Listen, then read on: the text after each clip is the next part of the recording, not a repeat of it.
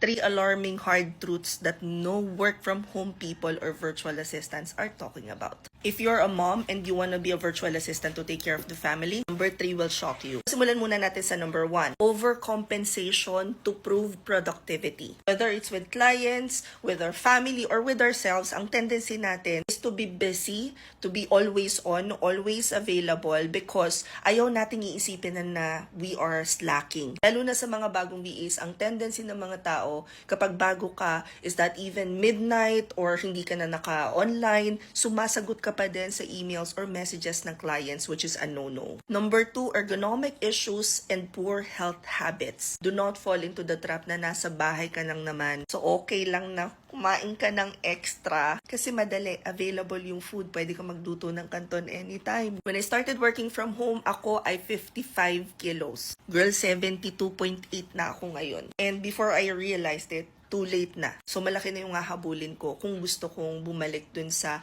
ideal weight para sa height ko. So kung magsisimula ka palang utang na loob, maglakad ka, gumalaw ka inday, take your vitamins, take care of yourself. Because pag nagkasakit ka, lalo kang hindi kikita dahil nasa bed ka lang talaga, mas mahirap. And number 3, kung nanay ka at gusto mo maging virtual assistant or gusto mo mag-work from home kasi gusto mong alagaan yung anak mo, you still have to set boundaries. You'd be pretty surprised dun sa guilt at saka pressure from family and friends because thinking na nasa bahay ka lang, akala nila pwede kang abalahin para mag-errands, house chores. However, this is a boundary that you have to start training everyone around mo.